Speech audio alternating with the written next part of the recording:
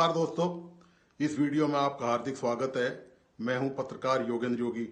दोस्तों, इन दिनों जयपुर में राइजिंग राजस्थान का सम्मेलन चल रहा है। कल इसका उद्घाटन प्रधानमंत्री नरेंद्र मोदी ने किया था। इसमें देश विदेश से सैकड़ों निवेशक आए हैं और उन्होंने लाखों करोड़ के एमओयू साइन किए हैं। इसमें एमओयू के तहत जो निवेशकों ने रुचि दिखाई है और जो सरकार की जो कोशिश है उसमें करीब 57,000 करोड़ के एमओयू साइन हुए हैं राजस्थान में चिकित्सा के क्षेत्र में। यानी कि यहाँ पर नए मेडिकल कॉलेज खुलेंगे, नए अस्पताल खुलेंगे और मेडिकल टूरिज्म को बढ़ावा दिया जाएगा। लेकिन दोस्तों, सवाल इस बात का है कि ये एमओयू तो अभी कागजों में है। पहली बात तो ये है कि सबसे बड़ा सवाल तो इसी बात को लेकर है कि क्या ये जो 57,000 करोड़ के चिकित्सा के क्षेत्र में एमओयू साइन किए गए हैं, क्या वो धरातल पर उतर पाएंगे? क्योंकि अब तक का अनुभव तो यही रहा है कि जो एमओयू साइन होते हैं वो केवल फाइलों का ढेर बन के रह जाते हैं और आखिरकार कुछ सालों बाद जब वो याददाश्त से बाहर हो जाते हैं सरकार की, तो डस्टबिन में नजर आते हैं। दूसरा बड़ा सवाल ये है कि क्या यदि ये एमओयू जो साइन हुए हैं मेडिकल के क्षेत्र में, क्या सरकार वाकई में सीरियस है? क्या सरकार वास्तव में चाहती है कि राजस्थान के का जो चिकित्सा का क्षेत्र है उसमें कुछ तरक्की हो, उसका इंफ्रास्ट्रक्चर कुछ सुधरे, यहाँ के जो चिकित्सक हैं उनको कुछ फायदा मिले उसका? दोस्तों, राजस्थान सरकार की मंशा ये नहीं लगती है। राजस्थान की सरकार की मंशा ये है कि एमओयू फटाफट खटाखट साइन करवाए जाओ और अपना नाम ऊंचा कराए जाओ। क्योंकि अभी जो हालत है राजस्थान में, प्रदेश में, एमओयू साइन होने को, ये निजी क्षेत्र के खास तौर से मेडिकल कॉलेज की बात करें या प्राइवेट कॉलेज की बात करें, जो वर्तमान में जो निजी और प्राइवेट कॉलेज हैं वही कायदे कानूनों को मानने से बाज नहीं आते हैं। एनएमसी ने अभी हाल ही में नया एक निर्देश जारी करके ये कहा है कि, और बाकायदा उन्होंने एनएमसी ने ये बताया है इस बात को लेकर कि ये जितने भी मेडिकल कॉलेज जो प्रेजेंट में हैं उनमें से ज्यादातर फर्जी पेशेंट भर्ती कराते हैं।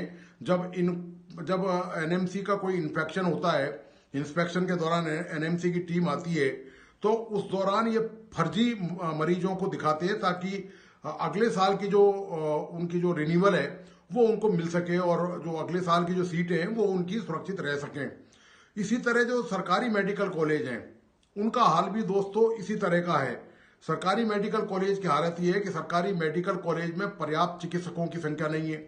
तो जब एनएमसी जब इनको मान्यता देने का हर साल रिन्यू जब इनका होता है, तो एनएमसी की जब टीम दौरा करने आती है सरकारी कॉलेजों में, वहां भी दोस्तों वही हाल है।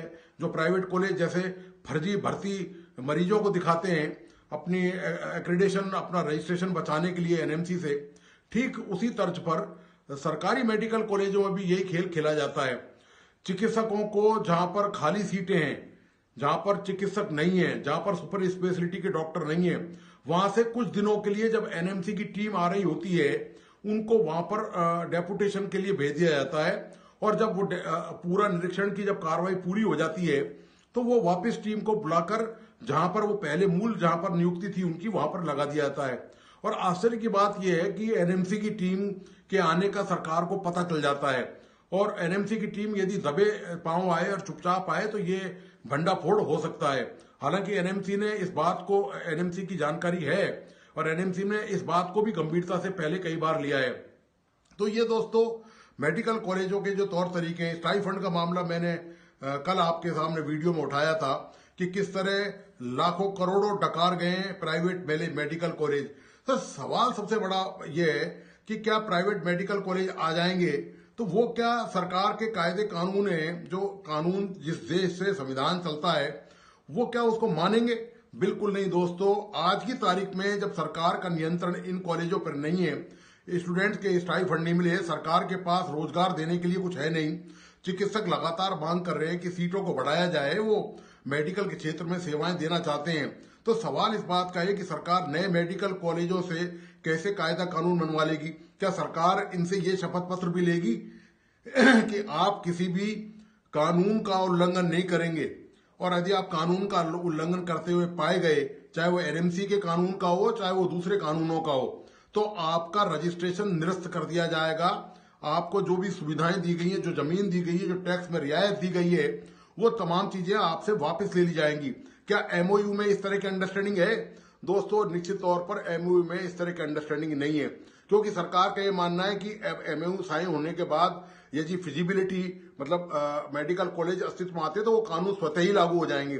स्वतः लागू होने से दोस्तों कुछ नहीं होता, स्वतः लागू तो बहुत पहले से है, वर्तमान मेडिकल कॉलेजों के भी लागू है। मैं आपको एक उदाहरण देके बता रहा हूं। पैसिफिक मेडिकल कॉलेज के पीजी के जो स्टूडेंट हैं वहां पर करीब 80 स्टूडेंट हैं, उनको स्टाइफंड नहीं दिया गया और उनको बिल्कुल उनको मसाफ तौर पे इनकार भी नहीं किया गया, लेकिन उनको स्वीकार भी नहीं किया गया। तो ये जो तमाम मामले हैं ये एनएमसी की नजर में आ चुके हैं। लेकिन सवाल सबसे बड़ा राज्य सरकार से कि राज्य सरकार इनकी मेहमान नवाजी कर रही है, इनकी मिजाज पुरसी कर रही है, इनके लिए रेड कारपेट बिछा रही है। तो क्या हकीकत में जो प्रेजेंट में जो मेडिकल कॉलेज हैं क्या वो कायदे कानून फॉलो कर रहे हैं? क्या वो जो एनएमसी की गाइडलाइन है उसकी पालना कर रहे हैं? मेडिकल कॉलेज आप जानते हैं दोस्तों बैकडोर से भी एंट्री करते हैं, लाखों करोड़ों की फीस उसमें पीजी के लिए लेते हैं, अंडर ग्रेजुएट के लिए लेते हैं। तो जो कंपटीशन से जो बच्चे आते हैं, जो स्टूडेंट निकल के आते हैं, निश्चित तौर पर उनके हितों पर प्रहार होता है। तो क्या सरकार यह सुनिश्चित करने की कोशिश करेगी इन सबसे कि ये जो पूरी चीजें हैं, चूंकि सरकार के पास क्या ऐसे अनुभवों की कमी है?